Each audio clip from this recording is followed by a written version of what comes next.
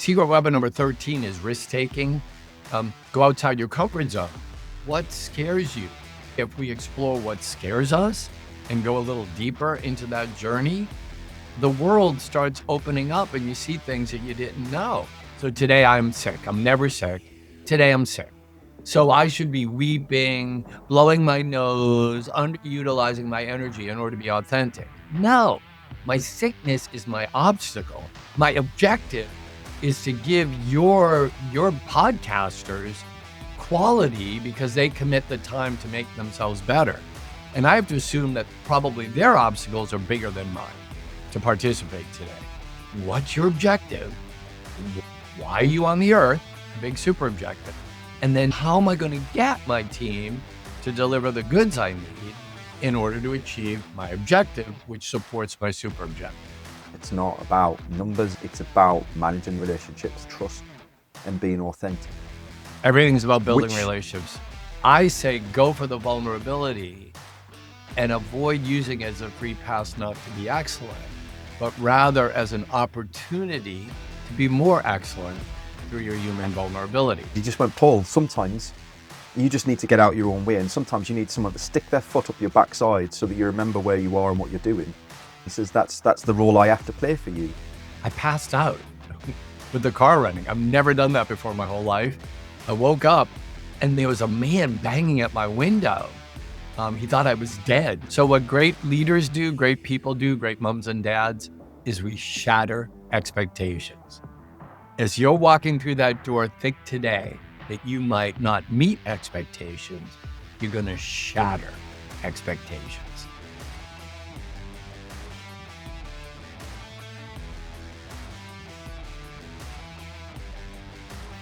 He didn't fit the mold, so he made a stage and then he turned it into a movement. Michael Allosso is back, baby. He built a life on presence, performance, and powerful disruption. First as a high school drama teacher, then as an award-winning theatre director, and now he's a globally recognised coach for leaders who want to show up like they mean it. He grew up watching his brothers dominate the field while he stayed quiet on the sidelines, sketching his own script. But the theatre gave him a voice. Coaching gave it reach. And his signature program, You on Your Best Day, gave people the tools to stop performing and start becoming. Michael doesn't do lukewarm. He believes the stakes are high in every conversation and that leadership is a show that must be real or it fails. And that authenticity isn't an excuse for mediocrity. It's the fuel for excellence. His first episode was an absolute masterclass in living with intention. And this time we're going to go further into look, legacy, and what really opens the door to who you're meant to be. Michael, sir, welcome back to the show. I am filled with gratitude. I am filled with thanks because I get to spend a wee bit of time with the handsome Paul Thanks. I love it. How are you, brother? How are you? So good. Do you know, Paul, it is snowing gently here in beautiful New England. Remember, you're old England. We're in New England. And we have snow. Like so I'm looking at the ocean. I'm actually, even though I can look at you in the lens of the camera, I'm looking at you over the Atlantic Ocean because there's England. I see it way over there as in my little beautiful southern Maine inlet on the Atlantic Ocean.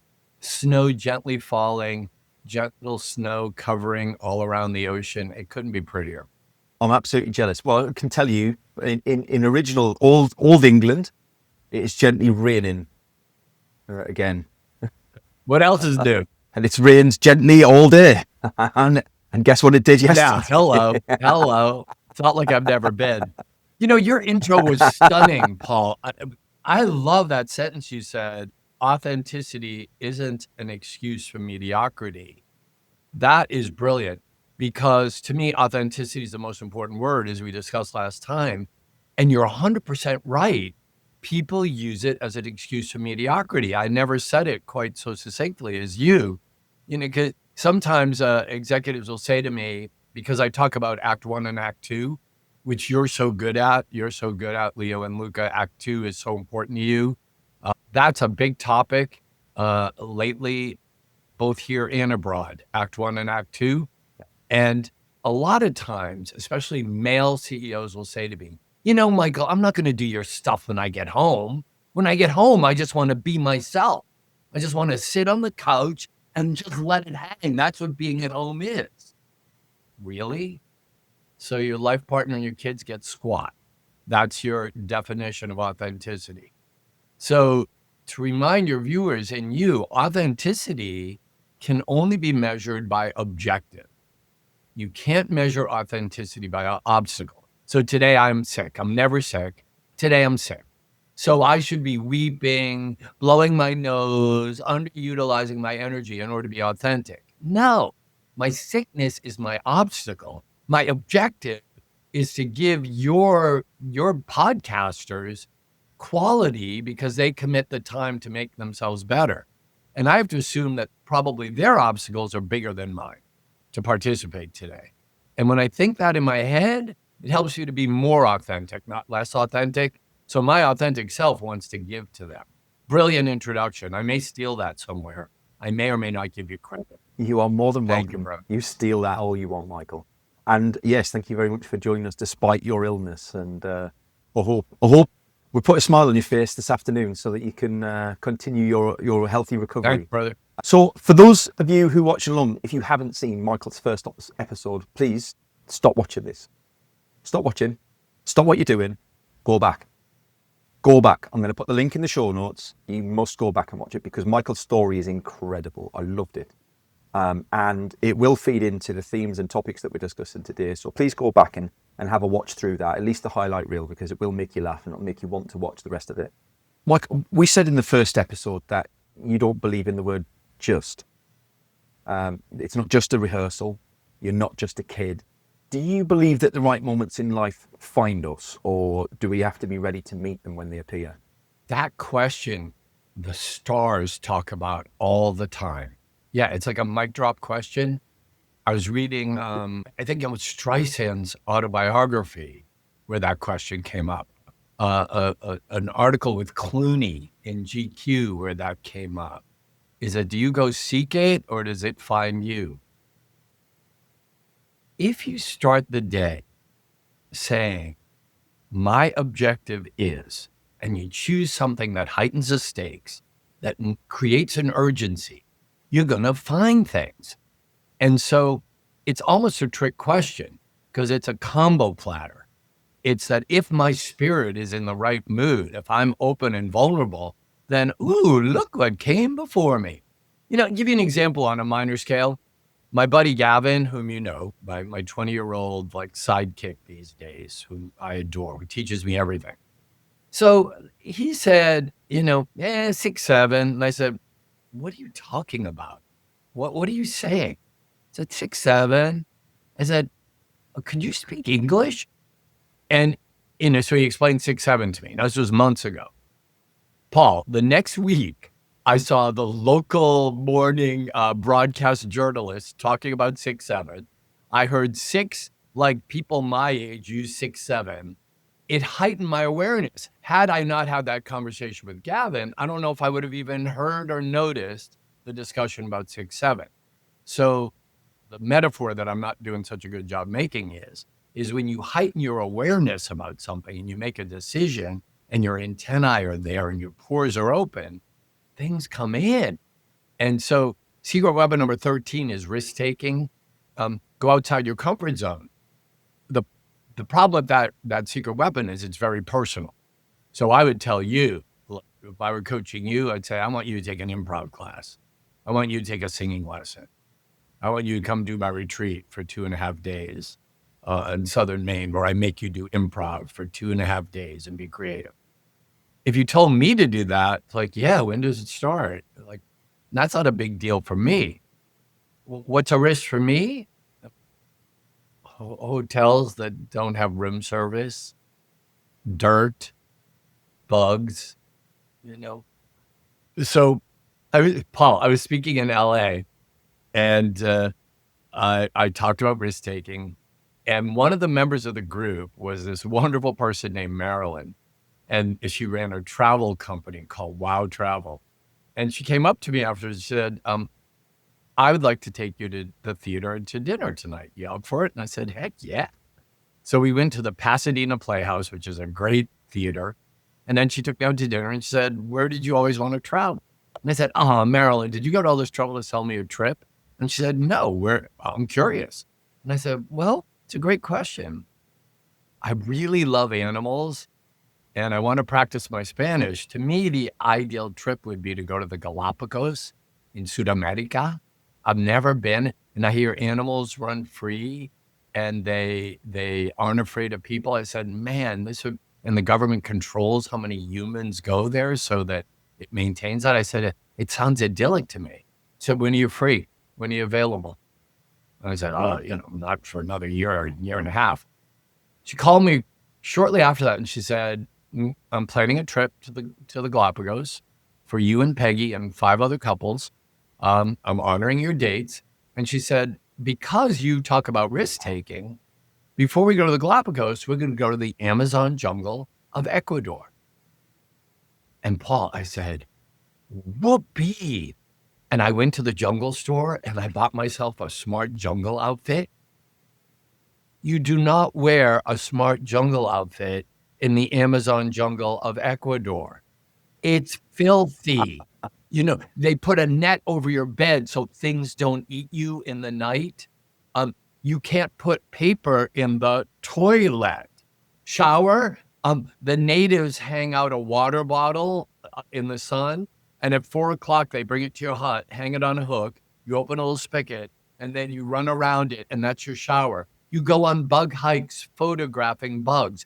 I kill bugs. I was filthy, I was smelly. We landed at the Galapagos. I took a shower, I got over it. What scares you? Every day, if we explore what scares us and go a little deeper into that journey, the world starts opening up and you see things that you didn't know. I mean, that trip was one of the best trips I ever took in my life. I was eating bugs. I was the last one in the group to eat the bug. I know, it was disgusting. Everyone's doing it, peer pressure, because there were lemon ants. And so people eat them. So the Achuans are a pagan culture. And then, of course, we Catholics, we come and we make everybody see God. And so the Catholics came and it was from Mexico. So my Achuan tour guide came to the hut at 5 a.m. on Sunday, knocked on the door, put me in his rowboat, and we went down the Amazon River. Like, I don't know what was in that river, Paul. And we landed at this little village where parrots were flying. I thought parrots lived in zoos. They were parrots flying. And we landed at this little hut. It was all dirt. And we attended a Catholic mass. It was celebrated in Achuan, which is kind of this pagan tongue and drums, and a Mexican nun homilizing in Spanish. I mean, this is so outside my comfort zone. This isn't my cushy little church in New England, where we have coffee and donuts afterwards. This was dirt floor, tongues, African tongue sounding things that weren't African. In fact, they were Achuan. My stupid little American white boy thing, hearing these things, it was mind blowing. That's what is our version every day of doing something like that. Everybody has something different. For some of my clients, it's simply saying hello to the person next to them at the airport, which is way outside their comfort zone. Yeah. But when you do, sometimes you learn that person next to you could change your life. I think what I'm hearing from that, Michael, and that's like all your stories are phenomenal. I love your stories so much. But I think what I'm hearing from that is that you've got to have an open mind. You've got to realize the door's been opened for you in order to walk through it when it does open.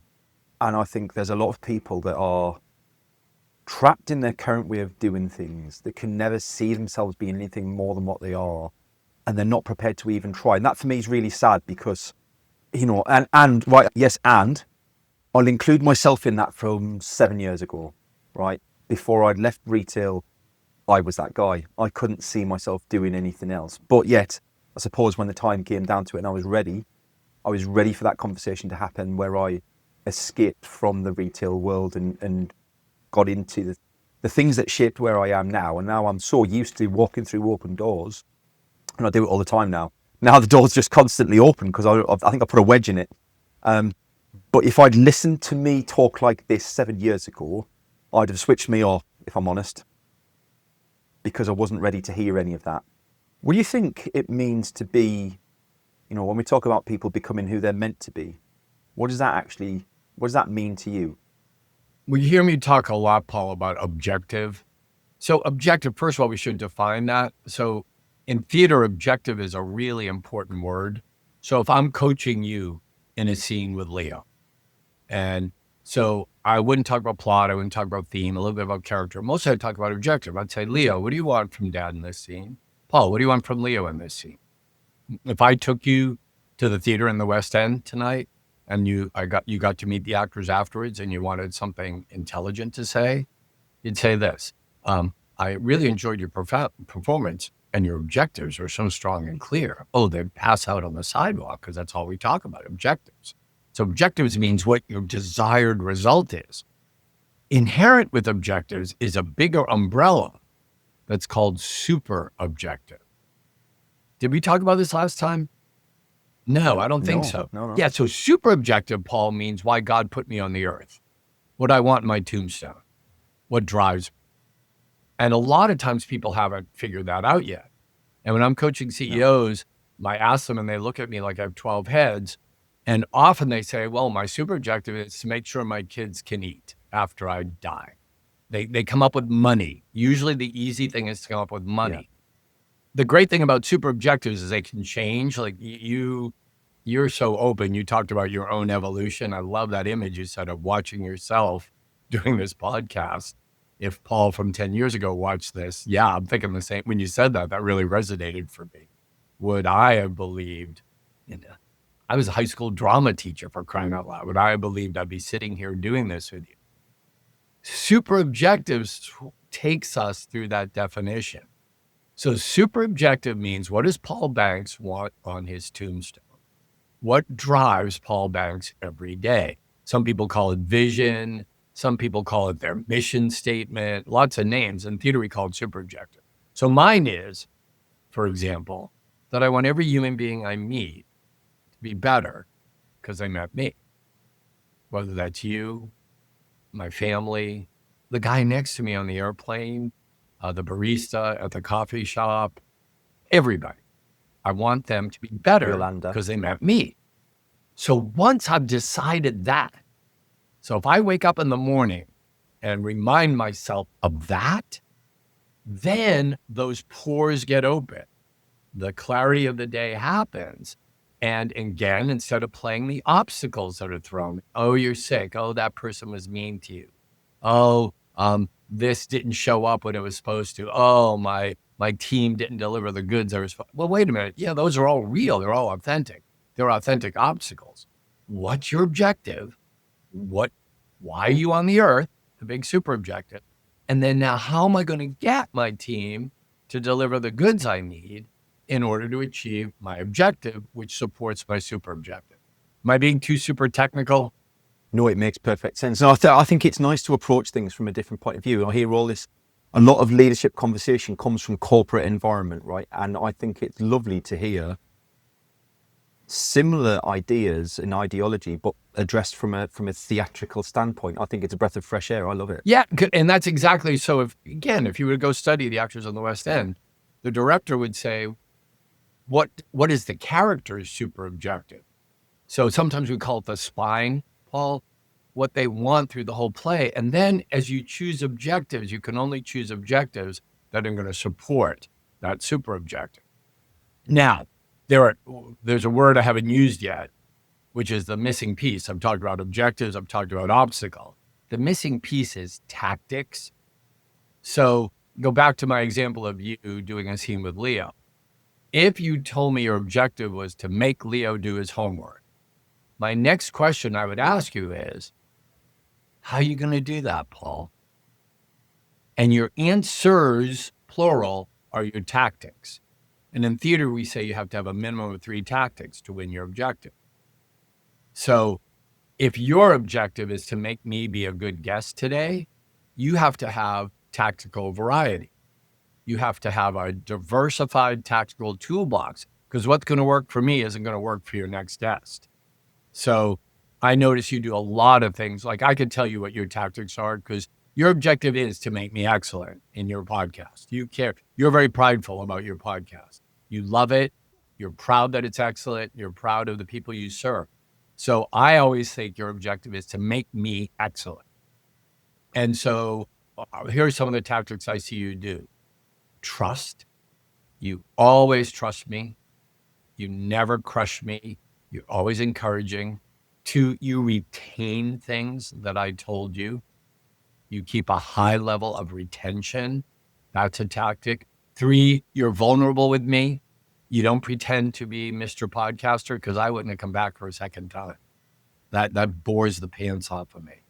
Lots of opportunities for me to do podcasts. I don't do podcasts with Mr. Podcaster. It's gross. It's like I want to vomit. Quick sidebar. I did a podcast with a guy and he was Mr. Podcaster and he spoke more than I did in the podcast. So at the end, he had the audacity to say, Michael, you're excellent at this. Do you have any feedback for me? And I said, are you serious? Do you really want to hear it? And he said, oh, yes, I'm very serious. I said, this podcast was about you. It wasn't about me. It was about you. He said, what? And I explained why. Just finish off the sidebar. He became a client, fixed it, and is brilliant now. He had no awareness that he was not being humble in the podcast. He's a wonderful man. And that's why if I didn't sense he was a wonderful man, I would have just said, oh yeah, fine. Let me get out of here. And I never want to see you again. But I thought I was right. My intuition was right, that he really was earnest in his request. See, you're the opposite. Your tactics always are, Michael knows more than I did. Let me give the ball to Michael. And one more tactic, you're not overly humble. So I feel like I don't like the overly humble, oh, yes, whatever you want to do. Oh, I don't know. Go ahead. I don't want to be on those podcasts either. That doesn't make me better. You match me as a collaborator. So you use that as a tactic that we're partners in this podcast, even though I'm the featured guest and you're going to let me talk more. You come ready with questions. You don't shy away from my answers. I don't see you like saying, oh, hurry up and finish answering the question because I have 2 more questions that I have to do before this is over. You're ready to, so I would say you use spontaneity with me as a tactic. Do you get my point here, Paul? You have a giant tactical portfolio that you use and you whip out different tactics. So that's what we all need to do day to day. But if you haven't stated the objective and you don't know why you're here, how can you do that? You don't know what you're doing. So then you're just reactive and you're playing defense the whole time. And we're both football lovers on different sides of the pond. If you only have defense, you ain't going to win. I think that is, you've described there the challenge of most young in business terms, new business owners and entrepreneurs, and the challenges I see them facing because they worry. And I've actually talked a lot about this over the last week, is that I see so many people like I did, and I'll hold my hand up, right? The first year was about building my CRM and managing how many people were in that CRM and worrying about that CRM and how many conversations I had going and how much money that was going to make me and what the reports were showing. And then halfway through year 2, I kind of realized that actually the thing I've been doing all along is more important than that, which is building the relationships and connecting with people and leveraging those relationships in the right way and adding the right value to build business myself. And if you talk to anybody who's been in business for themselves more than 5 or 10 years, they all come back with the same answer. It's not about numbers. It's not about the CRM. It's about managing the relationships, the trust, and being authentic. Everything's about building relationships. You don't have people. How can you do it? AI is not going to replace what you're doing right now. Yes. No, and I'm confident. And I think we're all confident with that. When you get to that point, you feel difference. All of a sudden there's a switch that flicks. I couldn't tell you when it flicked, but it flicked. Yeah. And I realized. And I guess there's a nice point here. So you talked earlier on about objectives and obstacles. But we live in a world where, we really value that vulnerability and authenticity at the same time. So where for you is the line between sharing and oversharing in terms of objectives and obstacles? Because there's a line there, right? Absolutely. And, people would rather hear the truth and be challenged by it than hear nothing and wonder why. And yet, George W. Bush during 9/11 said, no one wants to hear the president say, oh, woe is me. So those seems to be on different sides. For me, they're not. For me, they're the same thing. So we talked about, I'm sick today. How do I know you're not sick? How do I know the people who aren't listening to this aren't sick? What works for me is to always think that probably someone in my constituency has a bigger problem than mine. Either they have a kid with special needs that they deal with every single day, someone in an assisted living, nursing facility they don't have easy access to, someone in their family is struggling with drug abuse, alcoholism. Those 4 things, by the way, Paul, when I was locked down for 59 weeks during COVID and I never left this room and did 299 workshops and keynotes, every single day, someone had one or more of those things. So what I have to assume is whatever my problems are, they're not as big as yours. And whenever I assume that, I'm always right. So to some extent, as leaders, we need to show up and shut up. So that's the one hand. Now, if I really am vulnerable today and I can't do this, I can open up to you. I can ask for a free pass to postpone this. When leaders do that, my question to them is, absolutely, I understand. I want to know, though, is how many of those do you take in a week, a month, a year? And then, of course, my next question, Paul, is if you can take all those free passes, why can't everybody else who works for you? And then when does stuff get done? Every day we're faced with a reason that we could be vulnerable. Well, I had nightmares last night. I had a spat with my wife. She's the most important thing. I have a sore throat. I'm worried about the New England Patriots. They're going to Denver, and the air is very thin in Denver, and they have to play there next. Paul, this is not a fake story. I was in Cincinnati, Ohio, and I'm doing a meeting, and there's a guy who's on his phone the whole time. And finally, it got to the point where I'm speaking about focus and concentration. So I use it as an opportunity to say, no, sir, I'm thinking that you must have a crisis today because you've been on your phone the whole freaking time while I've been speaking, and no one else in the room has. So it seems to me you must have an urgent crisis that you're dealing with. And he said, yes, thank you for noticing. And I said, well, why didn't you share it with all of us? Oh, he said, I'd be glad to. I'm ordering Michael Bublé tickets for my wife and my anniversary. Paul, I'm not making this up. I did not make this story up. A usual Michael sidebar. This guy's a buddy of mine now. He's such a great guy. But you can imagine my reaction. That was his definition of an urgent situation why he could be rude to everybody in the room. So you see my straddling this line, all in for vulnerability. I say go for the vulnerability and avoid using it as a free pass not to be excellent, but rather as an opportunity to be more excellent through your human vulnerability. That's what I try to do. Now, I may pay for it at the end of this. I may collapse because I chose to work while I was sick. I don't think so. My track record tells me, I make mistakes sometimes. I'm far from perfect. But by and large, by working through the obstacle, I'm going to get a little momentum. I'm drinking some liquid. I might heighten my need to do the right thing so that I get better. I got to fly tomorrow night. I don't have much of a choice. So I got to build. I got to keep building rather than saying, oh, yeah, I'm not very well today.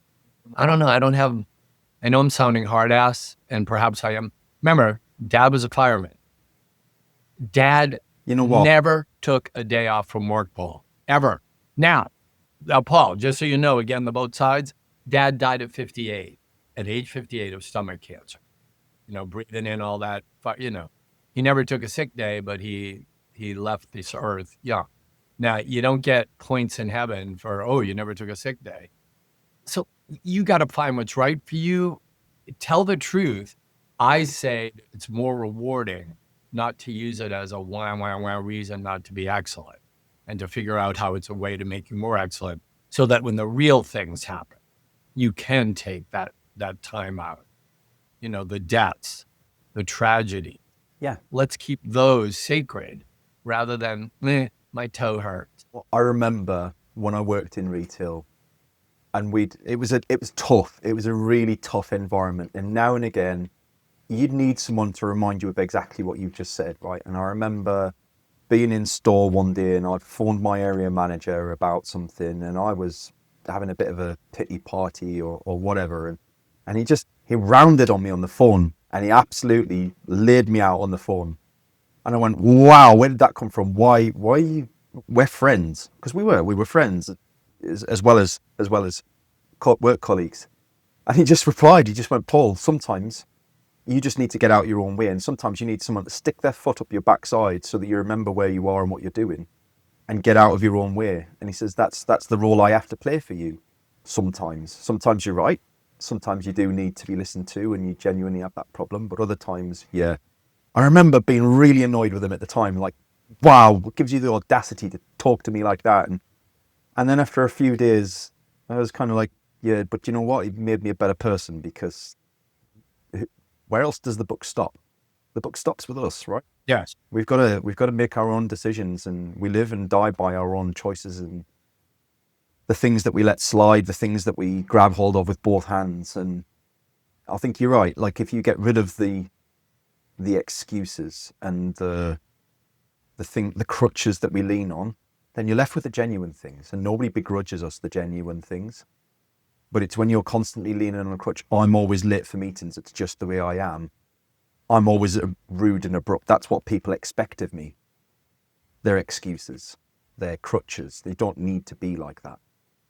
I wonder though, because we're leaning heavily into the world of personal brand here, right? Like, leaders have a personal brand, and everybody kind of tends to assume I'm talking about social media when I talk personal brand, and I'm not. Everyone who's a leader especially has a personal brand. What's the most misunderstood part of a personal brand for you? Is that it's only in Act 1. So I call it Act 1, Act 2. This is Act 1, my business life. Act 2's waiting for me behind that door. And the mistake I think people make about personal brand, it's their personal brand for Act 1. And then Act 2, they become somebody else. Now, we play lots of different roles. I'm all in for that. I'm playing the role of podcast guest. I play the role of husband. Then I have to play the role of coach. I have to play the role of associate. I have lots of roles I have to play. And my objectives and tactics may change. My core, my personal brand, needs to remain the same. And so that, to me, is the biggest misperception about personal brand. Your personal brand should be 24/7. Now, we all need times out, but the times out is not when you're with your life partner. It's by yourself. You go in, let me go sit in my car on the side of the road. I had to do this last week, actually. I was driving from Florida to Alabama, and I just pulled off on the side of the road, and it was a pretty little waterway. And I just sat, and I was so exhausted, Paul, that the sickness was percolating. I passed out with the car running. I've never done that before in my whole life. I woke up, and there was a man banging at my window. He thought I was dead. He thought this old dude died. It was pretty scary. And I said, "Oh gosh, sir, thank you for waking me up. No, I'm fine, and I really appreciate your kindness." What's my personal brand? I have to live the personal brand, and I take times out by myself. What is by myself? And generationally, it's important for us to model this. You know how deep I'm into this generation thing. So listen to this about personal brand. Gavin's 20, Kaylin, my granddaughter's 19. This experience, I asked them about this experience because a couple of Gavin's friends had done some nice things for us around the house. So I said, I would like to take you all out to dinner to say thank you, as a really nice dinner. And they said, "Oh, I'd love that." So I worked all around their schedule. We picked a date. 2 hours before the dinner, the two guys via Gavin. Gavin texted me and said, they're canceling because they have a lot of work to do, and their friends at college are going to be leaving, and so they want to see them. And I said, all right, Gavin, this is like 3 strikes. 1, it's 2 hours before we're supposed to meet. They need to pick up the phone and call me.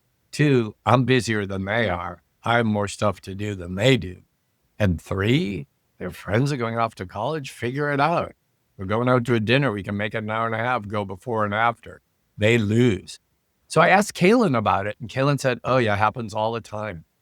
So friends are going to go out with her and they'll call it's perfectly accepted. So these youngins are establishing a brand that you can't really depend upon them. Like if you're going to go out with them, don't count on it. And maybe if they're in the right mood, it's okay. So they have to understand that those choices, those decisions they're making become their brand. So what you and I work for is to find a unique brand that's antithetical to the other people around us. So we pop, that will again be a role model if we're leaders to make other people pop. That's why I love what you do. Your job is to make us role model ways to pop. So I love that you talk about that. Did I misunderstand your question? Answer. No, that's a great answer. That's a great answer. I love it.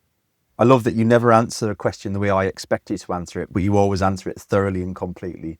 Beautiful. And I guess we're kind of coming up to time, so I don't want to keep this. I don't want to go on too long because we could, like you and I, could easily chat for hours and hours and hours. And I want to keep this as bite-sized as I can for the audience, so they feel comfortable to watch the whole thing. And I want people to watch the whole thing. And again, I'll reiterate: if you haven't watched the first episode, you haven't listened to what I said at the beginning. How rude! And 2, you really do need to go and listen to the first episode because you will enjoy it. The last question I'm going to come to then, Michael, is returning back to the theme behind the whole podcast, which is about walking through that door when it's open for you, when it's, when you're presented with that opportunity to change your life. For the person who sees that door's open and they're hesitating, what would you say to them? My favorite people on God's earth are children. Because children, they open a present at Christmas and they scream when there's something cool in it. Well, when Simon and Maeve were little, I'd go to their house and Simon would be in this corner, Maeve would be in that corner. And I'd walk in the door and they would run 90 miles an hour to see who would get to Poppy first. Because Paul, whoever got to Poppy first was thrown in the air. I would razz both cheeks, do Eskimo nose, would giggle uproariously, and then at some point they would look at me and they'd say, put me down. And the whole ritual is over. So what's my point about kids? Kids don't edit joy. And they'll tell you when your breath stinks too. They're the most honest. We go back to authenticity. They're the most honest people on God's earth. So what if we all walked out the door in the morning as children? And I look at Teddy, my puppy. So, I have a new puppy. He was born March 14th. I got him May 30th. Teddy, like this fresh snow that fell. Oh, this morning when we went out, it was like snowflake was an exhilarating reason to live. And as soon as he uncovered one, he was looking for the next one. What if we took that child, that puppy in us, it's still in there somewhere, and we approach the day that way, that each moment was a new snowflake. Each moment was another gift that we could open, and inside would be something wonderful that would make us scream. That's what we all need to do. I love it. I love it. Thank you so much for your time again today, Michael. It's been an absolute pleasure. Love you, brother. And I love what you said, that you didn't say this word, but in theater we call it shattering expectations. So my parting shot for your listeners, consistency is a lovely word when it comes to morality, ethics, punctuality. If I say your presentation or your day's activities were very consistent, what is that code for? You're freaking boring. So what we need to do is what you said, Paul. That was one of the nicest things you ever said to me. That you said, when you ask a question, I do not meet your expectations of what you think the answer would be. So what great leaders do, great people do, great moms and dads, is we shatter expectations. So as you're walking through that door, think today that you might not meet expectations. You're going to shatter expectations. Thanks, Paul. I love it. Thank you very much for that, Michael. Appreciate it. And thank you everyone at home for watching along, listening along. I hope that the words that you've heard today help you recognize that door in your own life and give you the confidence to walk through it. And we'll see you next week on MarketPulse Pros and Pioneers. Thanks for joining us for today's show. I hope you enjoyed it. If you'd like to feature on a future show, or you've got some ideas for folks who would make a great guest, please drop us a line. Contact details are in the show notes, and I'd love to hear from you. Your host today was me, Paul Banks, founder at Javelin Content Management. Here at Javelin, we specialise in helping busy business owners just like you to repurpose video content, taking all the stress and tech problems away and turning your long-form video into literally hundreds of pieces of content without breaking the bank. We describe it as getting ideas out of your head into video and out to your socials. If you want to launch your personal brand, become the vendor of choice for your audience, or maximise your sales revenue impact, we'd love to hear from you. Join us next Wednesday for the next episode, and don't forget to subscribe and give us a review. Our podcast is only possible with your continued support.